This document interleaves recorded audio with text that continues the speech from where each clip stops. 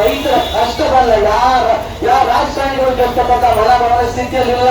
ರೈತರ ಕಷ್ಟ ಗೊತ್ತಿಲ್ಲ. ಒಂದು ಲೀಟರ್ ಹಾಲು ತೆಗೆಯಕ್ಕೆ ಕನಿಷ್ಠ 25 ರೂಪಾಯಿ ನಮ್ಗೆ ಖರ್ಚಾಗ್ತಾ ಇದೆ. ಇವತ್ತು ಹುಲ್ಲಿನ ರೇಟ್ ಎಷ್ಟು, ರೇಟ್ ಎಷ್ಟು ಅವನ್ನೆಲ್ಲ ಹತ್ತುಕೊಂಡಿರ್ತಕ್ಕಂಥ ನಮ್ಮ ರಾಜಕಾರಣಿಗಳು ವಿಧಾನಸೌಧದಲ್ಲಿ ಮಾತಾಡಲ್ಲ. 224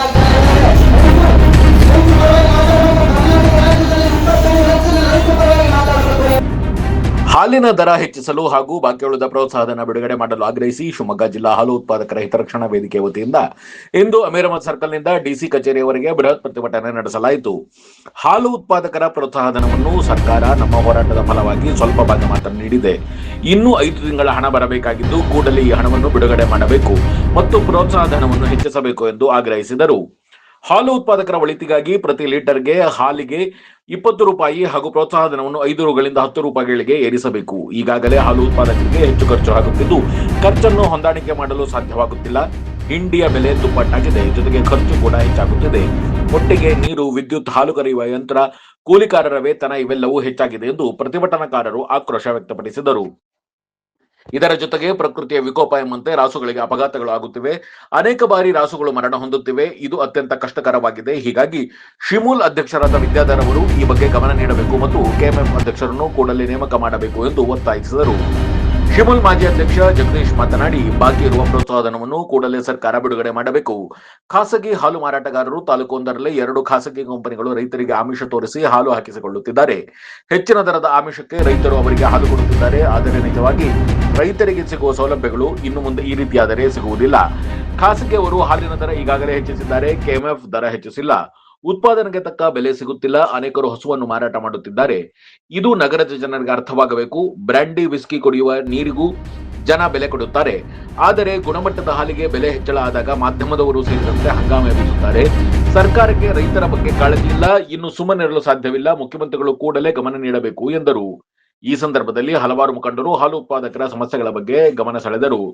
ಪ್ರತಿಭಟನೆಯಲ್ಲಿ ವೇದಿಕೆ ಅಧ್ಯಕ್ಷ ಕರಕುಚ್ಚಿ ಲೋಕೇಶ್ ಜಿ, ಶಿಮೂಲ್ ಅಧ್ಯಕ್ಷ ವಿದ್ಯಾಧರ್, ಮಾಜಿ ಅಧ್ಯಕ್ಷ ಆನಂದ್, ಶಿಮೂಲ್ ವ್ಯವಸ್ಥಾಪಕರು ಪ್ರಮುಖರಾದ ತಿಮ್ಲಾಪುರ ಲೋಕೇಶ್, ಸಂಘಟನಾ ಕಾರ್ಯದರ್ಶಿ ಮೂರ್ತಿ, ಗಜೇಂದ್ರ ಭದ್ರಾವತಿ, ಮೂರ್ತಿ ಎಸ್, ಮಂಜುನಾಥ್, ಕಿರಣ್, ಅಯ್ಯೂಬ್, ಪ್ರಭು, ದಿನೇಶ್, ನಾಗರಾಜ್, ಅರುಣಾದೇವಿ, ಮಂಜುನಾಥ್, ರುದ್ರೇಶ್ ಚಟ್ನಳ್ಳಿ, ಜಯರಾಮ್ ಗೊಂದಿ, ಸೀಮಾಬಾಯಿ, ವಿವಿಧ ಸ್ತ್ರೀ ಶಕ್ತಿ ಸಂಘಟನೆಗಳು, ದಲಿತ ಸಂಘಟನೆಯ ಮುಖಂಡರು ಮುಂತಾದವರು ಇದ್ದರು.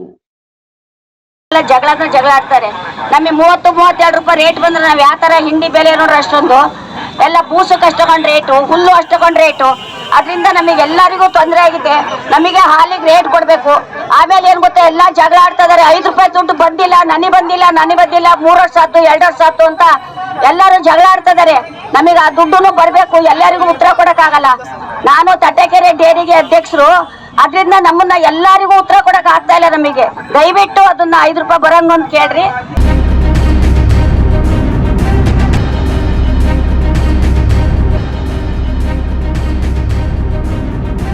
ಒಂದು ಸಣ್ಣ ಬ್ರೇಕ್ ನಂತರ ಶಿವಮೊಗ್ಗ ಜಿಲ್ಲಾ ಹಾಲು ಉತ್ಪಾದಕರ ಹಿತರಕ್ಷಣಾ ವೇದಿಕೆ ಅಧ್ಯಕ್ಷ ಕರಕುಚ್ಚಿ ಲೋಕೇಶ್ ಜಿ ಏನ್ ಹೇಳಿದ್ರು ಕೇಳೋಣ ಬನ್ನಿ.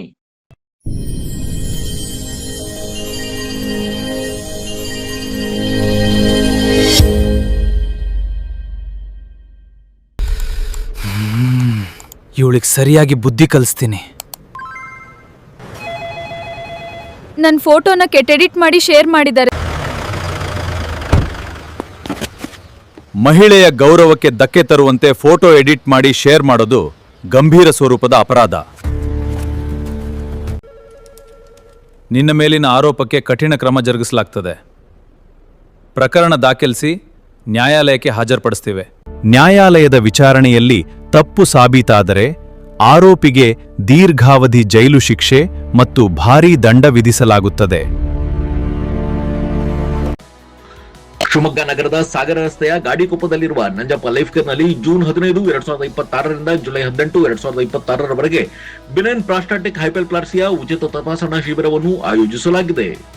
ಸೋಮವಾರದಿಂದ ಶನಿವಾರದವರೆಗೆ ಪ್ರತಿದಿನ ಬೆಳಗ್ಗೆ 10:30ರಿಂದ ಸಂಜೆ 3:30ರವರೆಗೆ ಈ ಶಿಬಿರ ನಡೆಯಲಿದೆ. 60 ವರ್ಷ ಮೇಲ್ಪಟ್ಟ ಹಿರಿಯರಲ್ಲಿ ಹೆಚ್ಚಾಗಿ ಕಂಡುಬರುವ ಪ್ರಾಸ್ಟೇಟ್ ಗ್ರಂಥಿ ಹಿಗ್ಗುವಿಕೆ ಸಮಸ್ಯೆಗೆ ಪ್ರಖ್ಯಾತ interventional radiologist doctor Nishita SH ಅವರು ಈ ಶಿಬಿರದಲ್ಲಿ ಉಚಿತ ಸಮಾಲೋಚನೆಯನ್ನು ನಡೆಸಲಿದ್ದಾರೆ. ಪದೇ ಪದೇ ಮೂತ್ರ ವಿಸರ್ಜನೆ, ಮೂತ್ರದ ವೇಳೆ ಉರಿ, ಮೂತ್ರದಲ್ಲಿ ರಕ್ತ ಹಾಗೂ ಕೆಳಹೊಟ್ಟ ನೋವಿನಂತಹ ಲಕ್ಷಣಗಳಿರುವವರು ಈ ಶಿಬಿರದ ಸದುಪಯೋಗವನ್ನು ಪಡೆದುಕೊಳ್ಳಬಹುದು.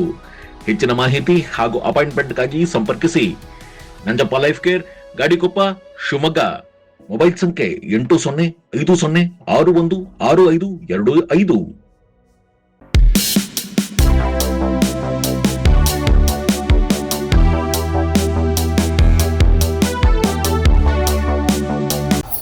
ಹೋರಾಟವನ್ನು ಆರಂಭ ಹೇಗೆ ಮಾಡ್ತೀವಂತಂದ್ರೆ, ನಾನು ನನ್ನ ಮುಖ್ಯಮಂತ್ರಿಗಳಾಗಿ ಒಂದು ತಿಂಗಳಾಗಿ ನಾನು ಮಂಜುನಾಥ್ ಜೊತೆ ಮಾತಾಡಿದೆ, ನಮ್ಮ ವಿಜಯನಗರ ಕೂಡ ಮಾತಾಡಿದೆ.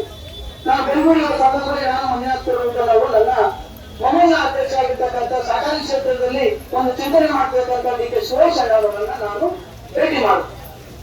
ಭೇಟಿ ಮಾಡಿದಾಗ ಸುಮಾರು ನಮ್ಮ ಕರ್ನಾಟಕ ರಾಜ್ಯದಲ್ಲಿ ಸುಮಾರು 14 ಹಾಲು ಒಕ್ಕೂಟಗಳಲ್ಲಿ ಅತಿ ಹೆಚ್ಚಾಗಿ ಕೆಲಸ ಮಾಡತಕ್ಕಂಥ ಅಧ್ಯಕ್ಷರಿದ್ದರು. ಅವರು ನಮ್ಮ ಮೊಮ್ಮನ ಸುರೇಶ್ ಅವರು, ನಮ್ಮ ಸೀಮಯ್ಯ ವೇಣನವರು. ಯಾಕಾಗಿ ಮಾತನ್ನು ಹೇಳ್ತೀನಿ ಅಂದ್ರೆ, ಅವರಿಗೆ ಒಂದು ಚಿಂತನೆ ಇದೆ, ಒಂದು ಕಲ್ಪನೆ ಇದೆ. ನಮ್ಮ ಕರ್ನಾಟಕ ರಾಜ್ಯದಲ್ಲಿ ಹೋರಾಟ ಮಾಡಿರ್ತಕ್ಕಂಥ ಆಲೋಚನೆಗಳ ವ್ಯಕ್ತಿಗೆ ಒಂದು ನ್ಯಾಯ ಕೊಡಿಸಬೇಕಂತ ಒಂದು ಚಿಂತನೆಯನ್ನ ಮಾಡಿದ್ದಾರೆ. ಡಿ.ಕೆ. ಸುರೇಶ್ ಅವರು ನಮ್ಮ ಪತ್ರಿಕೆ ತೋರಿಸಿಕೊಂಡು ಏನ್ ಹೇಳ್ತಾರೆ ಅಂದ್ರೆ, ನಾನು ಅಣ್ಣ ಕೂಡ ಮಾತಾಡ್ತೀನಿ, ನೀವೆಲ್ಲ ಏನ್ ಮಾಡ್ಬೇಕಂತಂದ್ರೆ ಹೋರಾಟವನ್ನ ಮಾಡ್ಬೇಕಾಗುತ್ತೆ, ಅನಿವಾರ್ಯ ಅಂತ ನನಗೆ ಕಿವಿ ಮಾತಾಡಿ ನನ್ನ ಪಕ್ಕ ತೋರಿಸ್ಕೊಂಡು ಹೇಳಿದ್ರು. ನಾನು ಹೋರಾಟವನ್ನ ಕಳ್ಕೊಂಡಿದ್ದೀನಿ, ನಮ್ಮ ಮೊದಲೇ ಹಾಕಕ್ ಹೋಗಿಲ್ಲ. ಯಾಕೆ ಹಾಕಕ್ ಹೋಗಿಲ್ಲ ಅಂತಂದ್ರೆ ಸಭೆ ಮಾಡಿದ್ರೆ ಹಾಕಬೇಕು ಅಂತ ಹೇಳಿ ಹಾಕಕ್ ಹೋಗಿಲ್ಲ. ನನ್ನ ಪಕ್ಕ ತೋರಿಸ್ಕೊಂಡು ಸುರೇಶ್ ಅವರು ಶಿವಮೊಗ್ಗ ಜಿಲ್ಲೆಗೆ ಆರಂಭ ಮಾಡಿ, ಶಿವಮೊಗ್ಗ ಜಿಲ್ಲೆ ಹೋರಾಟದ ನೆಲೆ ಇರ್ತಕ್ಕಂಥ ಒಂದು ಜಾಗ ಇಲ್ಲಿ ಆರಂಭ ಮಾಡಿದ ಕರ್ನಾಟಕ ರಾಜ್ಯದಲ್ಲಿ ಸುಮಾರು 14 ಒಕ್ಕೂಟಗಳಲ್ಲಿ 25 ಲಕ್ಷ ರೈತರು ಇವತ್ತು ಹಾಲನ್ನು ಕರಿತಕ್ಕಂಥ ಸಂದರ್ಭ. ಹಾಲನ್ನು ಕರಿತಿದ್ದಾರೆ ನಮ್ಮ ರೈತರು. ಸುಮಾರು 85-90 ಲಕ್ಷ ಹಾಲು ಲೀಟರ್ ನಾವು ಸಂಗ್ರಹಣೆ ಮಾಡ್ತಾ ಇದ್ದೀವಿ ಕರ್ನಾಟಕ ರಾಜ್ಯದಲ್ಲಿ. ಹಾಗೆ ಸಂಬಂಧಿ ಕೂಡ ನಮ್ಮ ಕರ್ನಾಟಕ ರಾಜ್ಯದಲ್ಲಿ ಕಾರ್ಯನಿರ್ವಹಿಸತಕ್ಕಂಥ ಹಾಲು ಉತ್ಪಾದಕರ ಸಹಕಾರ ಸಂಘದ ಖಾತೆಯ ಸಂಖ್ಯೆ ಎಷ್ಟಿದೆ? 18,000ಕ್ಕೂ ಮೀರಿ ಕೆಲಸವನ್ನ ಮಾಡ್ತಾ ಇದ್ದಾರೆ. ಅವರ ಸಿಬ್ಬಂದಿಗಳು 54,000 ನಮ್ಮ ಸಿಬ್ಬಂದಿಗಳು ನಮ್ಮ ಹಾಲಿನ ಸೇವೆಗಾಗಿ ಕೆಲಸವನ್ನು ಮಾಡ್ತಕ್ಕಂಥ ಸಿಬ್ಬಂದಿಗಳಿದ್ದಾರೆ. ಅವರ ವೇತನ ನೋಡಿದ್ರೆ 2,000ದಿಂದ 8,000 ಹೈಯೆಸ್ಟ್. ಅತಿ ಹೆಚ್ಚು ಸಂಬಳ ಕೊಡ್ತಕ್ಕಂಥ ಯಾವ್ದಾದ್ರು ಹಿರಿಯರ ಸಂಘ ಇದ್ರೆ ನಾನು ನಮ್ಮ ಭದ್ರಾವತಿ ನಮ್ಮ ದೊಡ್ಡಪ್ಪ ಹಾಲು ಉತ್ಪಾದಕ ಸಹಕಾರ ಸಂಘದ ಖಾತೆ ಇವತ್ತು 45,000 ಕೊಡ್ತಾ ಇದ್ದೇವೆ. ಬೈಲ ಸಂಘದಲ್ಲಿ ಬೈಲವನ್ನು ನಾವು ಯಾರು ಓದಲ್ಲ, ಬೈಲವನ್ನ ತಿಳ್ಕೊಳ್ಳಲ್ಲ, ಸಂಘವನ್ನ ಕಟ್ಟಕ್ಕಾಗಲ್ಲ, ಸಂಘವನ್ನು ನಡೆಸಕ್ಕಾಗಲ್ಲ. ನಾನು ಬೈಲ ಓದೋ ಜೊತೆಗೆ ಮಂಜುನಾಥ್ ಮೇಲೆ ಬೈಲ ಕಟ್ಟಿದ್ದೇನೆ. ಸಹಕಾರಿ ಆಯ್ಕೆಗೆ ಸರ್ಕಾರಿ ಕ್ಷೇತ್ರದಲ್ಲಿ ನೀವು ಕೆಲಸ ಮಾಡಬೇಕು, ರೈತರನ್ನ ನಿಮ್ಗೆ ಒಗ್ಗೂಡಿಸಬೇಕು. ಆತದ ಒಂದು ಹೋರಾಟದ ಮನೋಭಾವವನ್ನು ಅನೇಕ ಸಂದರ್ಭದಲ್ಲಿ ನಾನು ಅನೇಕ ರೀತಿಯಲ್ಲಿ ಮಂಜುನಾಥ್ ಗೌಡರಿಗೆ ನಾನು ಕಲ್ತ್ಕೊಂಡಿದ್ದು. ಹಾಗಾಗಿ ಮಂಜುನಾಥ್ ಗೌಡರು ಮಾತಾಡ್ತಾರೆ, ಜಿಲ್ಲೆಯಲ್ಲಿ ಅವ್ರನ್ನ ಕರೆ ಮಾಡಿ ಹೇಳ್ತಾರೆ, ಬೆಂಗಳೂರಿನ ಕರೆ ಮಾಡಿ ಹೇಳ್ತಾರೆ, ನೀನು ಹಾಲು ಉತ್ಪಾದಕ ಹಿತರಕ್ಷಣೆ ಹೊರಬಿಟ್ಟಿರುವಾಗ ಹಾಲು ಉತ್ಪಾದಕ ಹಿತರಕ್ಷಣೆಗೆ ಒಂದು ಸೈಕಲ್ ಮಾಡಬೇಕಾಗುತ್ತೆ ಅಂತ ಹೇಳಿ ಮಂಜುನಾಥ್ ಗೌಡರು ಕರೆ ಮಾಡ್ತಾರೆ. ಹಾಗಾಗಿ ಮಂಜುನಾಥ್ ಗೌಡರನ್ನು ನಾವು ಇಲ್ಲಿಂದ ಶಿವಮೊಗ್ಗ ಹಾಲು ಒಕ್ಕೂಟಕ್ಕೆ ತಿದ್ದಣಿ ವಿಭಾಗದ ನಿರ್ದೇಶಕರಾಗಿ ನಾವು ಶಿವಮೊಗ್ಗ ಕಳಿಸಿದ್ವಿ. ಶಿವಮೊಗ್ಗ ಮಾನ್ಯ ಅಧ್ಯಕ್ಷರು ಅವರ ಆಡಳಿತ ಮಂಡಳಿಯವರೆಲ್ಲ ಏನ್ ಮಾಡಿದ್ದಾರೆ ಅಂದ್ರೆ, ಮಂಜುನಾಥ್ ಗೌಡರನ್ನ ಕೇಂದ್ರಕ್ಕೆ ಕಳಿಸಿದ್ದಾರೆ, ಕರ್ನಾಟಕ ರಾಜ್ಯದಲ್ಲಿ ಕಳಿಸಿದ್ದಾರೆ. ಇವತ್ತು ಕರ್ನಾಟಕ ರಾಜ್ಯದಲ್ಲಿ ಮಂಜುನಾಥ್ ಗೌಡರನ್ನು ಕೇಂದ್ರಕ್ಕೆ ಕಳಿಸಬೇಕು ಅಂತ ನನ್ನ ವಚನಕ್ಕೆ ಮಾತು ಕೊಟ್ಟಿದ್ದೆ. ನಾನು ಆ ಕ್ಷೇತ್ರದಲ್ಲಿ ತಿರುಗುವಂತ ಯೋಚನೆ ಮಾಡಿದಾಗ ಮಂಜುನಾಥ್ ಗೌಡರಿಗೆ ಅವಕಾಶ ಕೊಡಬೇಕಾದಾಗ ಯಾವ ಮೂರುಗಳಿಗೆ ಅವಕಾಶ ಕೊಟ್ಟಿದ್ದೀನಿ. ಮಂಜುನಾಥ್ ಗೌಡರನ್ನ ಕೇಂದ್ರಕ್ಕೆ ಅಧ್ಯಕ್ಷ ಮಾಡ್ತಕ್ಕಂಥದ್ದು ನಮ್ಮ ವಿಜಯನಗರ ಅವ್ರು ಮಾಡಿ ನಾನು ಅವತ್ತೇ ಕೆಲವು ಮಾತಾಡೋದಿಲ್ಲ. ಯಾಕೆ ಈ ಮಾತನ್ನು ಹೇಳ್ತಾರೆ ಅಂದ್ರೆ, ಸರ್ಕಾರ ಜೊತೆ ನನ್ನ ಮುಖ್ಯಮಂತ್ರಿಗಳಿಗೆ ಅತ್ಯಂತ ವಿಶೇಷವಾಗಿ ಅವರ ಹತ್ತಿರ ಇರ್ತಕ್ಕಂಥ ಸಿಎಂ ಜೊತೆ ಪದವಿ ಮಾತಾಡ್ತಕ್ಕಂಥ ಶಕ್ತಿ ಅವರಿಗೆ ಮಂಜುನಾಥ್ ಗೌಡರಿಗೆ. ಹಾಗಾಗಿ ಡಿ.ಕೆ. ಸುರೇಶ್ ಮಂಜುನಾಥ್ ಗೌಡರು ಇವರೆಲ್ಲ ಕೂತ್ಕೊಂಡು ಇವತ್ತು ನಮ್ಮ ಉತ್ಪಾದಕರಿಗೆ ನಾವು 20 ರೂಪಾಯಿ ರೇಟ್ ಕೊಡಿಸಲಿಕ್ಕೆ 100% ಸ್ವಚ್ಛ ಸಾಹಿತಿ ಹೋರಾಟದಲ್ಲಿ ನಾವು ಈ ಜಿಲ್ಲೆಯಲ್ಲಿ ಕೊಡ್ತೀವಿ ಹೇಳ್ತಾ ಇದ್ದಾರೆ. ಹಾಗೆ ವಿಶೇಷವಾಗಿ ನನ್ನ ಮಾತನಾಡಿದ್ರೆ ಹೇಳಬೇಕಾಗುತ್ತೆ. ನಾನು ನಮ್ಮ ಆಡಳಿತ ನಮ್ಮ ಏನ್ ಸಮಿತಿಯನ್ನು ಪ್ರೆಸ್ ಮೀಟ್ ಮಾಡಿದ ತಕ್ಷಣ ನಮ್ಮ ಕೂತು ರಾಜ್ಯ ಮಟ್ಟಕ್ಕೆ ಗೊತ್ತಿದೆ. ಹಾಗಾಗಿ ಪ್ರೋತ್ಸಾಹಗಳನ್ನು ಹಾಕಿದ್ದಾರೆ. 5 ರೂಪಾಯಿ ಕೊಡ್ತಕ್ಕಂಥ ಪ್ರೋತ್ಸಾಹವನ್ನು 10 ರೂಪಾಯಿ ಹೆಚ್ಚಿಸಬೇಕು ಅಂತ ಕೊಡ್ತಾ ಇದ್ದೀವಿ. ಜೊತೆಗೆ ಒಂದು ವಿಶೇಷವಾಗಿ ಹೇಳ್ತೇವೆ, ನಮಗೆ ಕೇಂದ್ರ ಸರ್ಕಾರ ನಮ್ಮ ಕರ್ನಾಟಕ ರಾಜ್ಯದಲ್ಲಿ ಇರ್ತಕ್ಕಂಥ 25 ಲಕ್ಷ ರೈತರಿಗೆ ಏನ್ ಕೊಟ್ಟಿದೆ, ಇವತ್ತು ಸಬ್ಸಿಡಿ ಕೊಟ್ಟಿದೆಯಾ? 10 ರೂಪಾಯಿ ಕೊಡ್ಲಿಕ್ಕೆ ನಮ್ಮ ರಾಜ್ಯ ಸರ್ಕಾರ ಕೊಡ್ತಾ ಕೇಂದ್ರ ಕೊಡ್ತಾ ಇಲ್ಲ. ಇವತ್ತು 10 ರೂಪಾಯಿ ಅನುದಾನವನ್ನು ರಾಜ್ಯಕ್ಕೆ ಕೊಡ್ತಕ್ಕಂಥ ಕೆಲಸವನ್ನು ಮಾಡಬೇಕು. ಪೆಟ್ರೋಲ್ ಮಂತ್ರಿ ಹೇಳ್ತಾರೆ ಕರ್ನಾಟಕ ರಾಜ್ಯದಲ್ಲಿ, ಅವ್ರು ಪೆಟ್ರೋಲ್ ಮಂತ್ರಿ ಪೆಟ್ರೋಲ್ ಜಾಸ್ತಿ ಆಗಬೇಕು, ಪೆಟ್ರೋಲ್ ಆದ್ರೆ ಆಚರಿರ್ತಕ್ಕಂಥ ರೈತರ ಕಷ್ಟವನ್ನ ಯಾವ ರಾಜಕಾರಣಿಗಳು ಕಷ್ಟಪಟ್ಟ ಮನೋಭಾವನ ಸ್ಥಿತಿಯಲ್ಲಿಲ್ಲ. ರೈತರ ಕಷ್ಟ ಗೊತ್ತಿಲ್ಲ. ಒಂದು ಲೀಟರ್ ಹಾಲು ತೆಗೆಯಕ್ಕೆ ಕನಿಷ್ಠ 25 ರೂಪಾಯಿ ಖರ್ಚಾಗ್ತಾ ಇದೆ. ಇವತ್ತು ರೇಟ್ ಎಷ್ಟು ಅವನ್ನೆಲ್ಲ ಹತ್ತುಕೊಂಡಿರ್ತಕ್ಕಂಥ ನಮ್ಮ ರಾಜಕಾರಣಿಗಳು ವಿಧಾನಸೌಧದಲ್ಲಿ ಮಾತಾಡ 224 ಜನ ಇದ್ದಾರೆ. ರೈತ ಪರವಾಗಿ ಮಾತಾಡಬೇಕು. ಕರ್ನಾಟಕ ರಾಜ್ಯದಲ್ಲಿ 25 ಲಕ್ಷ ರೈತ ಪರವಾಗಿ ಮಾತಾಡಬೇಕು. ಇವತ್ತು ನಾನು ವಿಶೇಷ ಅಧಿವೇಶನ ಸಂದರ್ಭದಲ್ಲಿ ರೈತ ಪರವಾಗಿ 224 ಜನ ಮಾತಾಡಬೇಕು. ನಾನು ನನ್ನ ಬೋರ್ಡ್ನಾಗಿರ್ತಕ್ಕಂಥ ನಾವೆಲ್ಲರೂ ಹೋಗಿ ಮುಖ್ಯಮಂತ್ರಿಗಳಿಗೆ ಮನವಿಯನ್ನು ಕೊಡ್ತೀವಿ. ಆ ಸಂದರ್ಭದಲ್ಲಿ ನಿಮ್ಮಲ್ಲಿ ಕೈ ಕೊಟ್ಟಾಗ ನೀವು ನಮ್ಮ ಜೊತೆಗೆ ಬರ್ರಿ. ನಿಮ್ಮ ಹತ್ರ ಯಾವುದೇ ಕಾರಣಕ್ಕೂ ಯಾವುದೇ ದುಡ್ಡನ್ನು ಕೇಳಲ್ಲ, ಯಾವುದೇ ಇದನ್ನು ಕೇಳಲ್ಲ. ನಾವೆಲ್ಲ ಖರ್ಚು ಮಾಡಿ ಹೋರಾಟ ಮಾಡ್ತೀವಿ. ನನಗೆ ರೈತ ಪರವಾಗಿ ಕಾಳಜಿರ್ತಕ್ಕಂಥ ಒಬ್ಬ ವ್ಯಕ್ತಿ ನನಗೆ ಮಂಜುನಾಥ್ ಕೂಡ ಜಿಲ್ಲಾ ಬ್ಯಾಂಕಿನಲ್ಲಿ ಅನೇಕ ರೈತರಿಗೆ ಸಹಕಾರವನ್ನು ಮಾಡಿರ್ತಕ್ಕಂಥ ಸಂದರ್ಭದಲ್ಲಿ ಅವರ ಮಾರ್ಗದರ್ಶನದಲ್ಲಿ ನಾನು ಕೂಡ ಹೋರಾಟವನ್ನು ಮಾಡ್ತೀವಿ. ಅದರ ಸಹಕಾರ ಇದೆ. ಅನೇಕ ನಮ್ಮ ಸಹಕಾರಿಗಳು ಎಲ್ಲರೂ ಸಪೋರ್ಟ್ ಮಾಡಿದ್ದಾರೆ. ಹಾಗೂ ಸಹಕಾರ ಅಧ್ಯಕ್ಷರು ಸಪೋರ್ಟ್ ಮಾಡಿರ್ತಕ್ಕಂಥ ಸಂದರ್ಭದಲ್ಲಿ ಎಲ್ಲ ನಿರ್ದೇಶಕರು ಸಪೋರ್ಟ್ ಮಾಡಿದ್ದಾರೆ. ಹಾಗೆ ನಮ್ಮ ಡಿಸಿಸಿ ಅಧ್ಯಕ್ಷ ಕೂಡ ನನಗೆ ಈ ಹೋರಾಟಕ್ಕೆ ಬೆಂಬಲವನ್ನು ಕೊಟ್ಟಿದ್ದಾರೆ. ನನಗೆ ಒಂದು ಬೆಂಬಲ ಕೊಟ್ಟಿರ್ತಕ್ಕಂಥ ಅನೇಕ ಜನ ಮಿತ್ರರು ಕೂಡ ಈ ಸಂದರ್ಭದಲ್ಲಿ ಸಪೋರ್ಟ್ ಮಾಡಿರ್ತಕ್ಕಂಥ ಸಂಘಟನೆಗಳು, ಮಹಿಳಾ ಸಂಘಟನೆಗಳು, ವಿವಿಧ ಸಂಘಟನೆಗಳು, ನನ್ನ ಹಾಲು ಉತ್ಪಾದಕರು ವಿಶೇಷವಾಗಿ ನಾನು ನಿಮ್ಮ ಜೊತೆ ಇರ್ತೀವಿ. ಈ ಸವಲತ್ತಿ ಕರೀರಿ. ನಾನು ವೇದಿಕೆ ಮಾಡ್ಕೊಂಡಿದ್ದು ಜಿಲ್ಲೆಯ ರೈತರಿಗೆ ನ್ಯಾಯ ಕೊಡಿಸಬೇಕಾಗಿ. ಹಾಗಾಗಿ ನೀವೆಲ್ಲ ನಮ್ಮ ಜೊತೆ ಇರ್ತೀನಿ ಅಂತ ಒಂದು ಭರವಸೆಯನ್ನು ಕೊಡಿ. ಹಾಗಾಗಿ ನಿಮ್ಮ ಜೊತೆ ಇರ್ತೀನಿ. ಒತ್ತಡ ಮಾಡಿ ಜಾಸ್ತಿ ಮಾಡ್ತೀನಿ. ಯಾವುದೇ ಸಂದರ್ಭದಲ್ಲಿ ನಿಮ್ಗೆ ತೊಂದರೆ ಆಗಿದಂಗೆ ಹಾಲು ಉತ್ಪಾದಕ ರಕ್ಷಣಾ ವೇದಿಕೆ ನಿಮ್ ಜೊತೆ ಇರುತ್ತೆ, ಜಿಲ್ಲಾ ರೈತ ಜೊತೆ ಇರುತ್ತೆ ಹೇಳಿ ವಿಶೇಷವಾಗಿ ಮಾತಾಡಲಿಕ್ಕೆ ಅವಕಾಶ.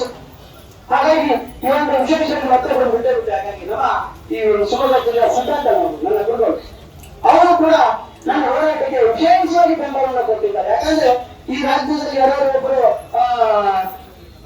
ಕೈಗಳ ದಾನಿಗಳಿಂದ ಯಾರು ಶ್ರೀಕಂಠನವರು ನಾನೇನು ಮಾಡಿದ್ದೆ ಯಾವುದೇ ಇದರಿಂದ ಜೊತೆಗೆ ಹೋರಾಟಕ್ಕೆ ನನ್ನ ಸಂಪೂರ್ಣ ಬೆಂಬಲ ಇದೆ. ಈ ಹೋರಾಟ ಮಾಡುವ ರೈತ ಪರವಾಗಿ ನಿಂತು ನಿನ್ ಜೊತೆ ನಾನು ಇರ್ತೀನಿ ಅಂತ ನಾವು ಭರವಸೆ ಕೊಟ್ಟಿರ್ತಕ್ಕಂಥ ಶ್ರೀಕಾಂತ ನದಿ ಸಂದರ್ಭದಲ್ಲಿ ವಿಶೇಷವಾಗಿರ್ತೀನಿ. ನನಗೆ ವಿಶೇಷವಾಗಿ ಸಪೋರ್ಟ್ ಮಾಡ್ತಕ್ಕಂಥ ನಮ್ಮ ಎಲ್ಲ ಉತ್ಪಾದಕರು, ಸಿಬ್ಬಂದಿಗಳು, ನನ್ನ ವೇದಿಕೆ ಮೇಲೆ ಇರ್ತಕ್ಕಂಥ ನಾನೆಲ್ಲ ಉತ್ಪಾದಕರು ವಿಶೇಷವಾಗಿ ನನ್ನ ಪಕ್ಷಾತೀತವಾಗಿ ಸಪೋರ್ಟ್ ಮಾಡ್ತಕ್ಕಂಥ ಎಲ್ಲರಿಗೂ ವಿಶೇಷ ಸಂದರ್ಭದಲ್ಲಿ ನಾನು ನಾನು ಸ್ವಲ್ಪ ಜಾಸ್ತಿ ಮಾತಾಡಿದೆ. ನಾನು ಹೋರಾಟಕ್ಕೆ ನನಗೆ ನಾನು ಯಾಕಾಗಿ ಹೇಳ್ತೀನಿ ಅಂದ್ರೆ ನಾನು ಅನೇಕ ವಿಷಯಗಳನ್ನು ತಿಳ್ಕೊಂಡಿರ್ತಕ್ಕಂಥ ನನಗೆ ವಯಸ್ಸು ಸ್ವಲ್ಪ ಹುಡುಗಿದಂತೆ ಆಗ್ತದೆ. ವಯಸ್ಸು 61 ವರ್ಷ ಆಗಿದೆ. ಹಾಗಾಗಿ ಸದಾಕಾಲ ನನ್ನ ಜೊತೆ ಇರ್ತೀನಿ ಅಂತ ಹೇಳಿ ಕಟ್ಟಕ್ಕೆ ಸ್ವಲ್ಪ ಬಟಾಲಿ ಕೊಟ್ಟಿರ್ತಕ್ಕಂಥ ನನ್ನ ಎಲ್ಲ ವೇದಿಕೆಯವರಿಗೂ ಹೇಳಿ ಮಾತನಾಡುತ್ತೀನಿ. ಜೈ ಹಿಂದ್, ಜೈ ಕರ್ನಾಟಕ. ಶ್ರೀ ಸಾಕಾರಿ ಶ್ರೀ ಜಕಾರು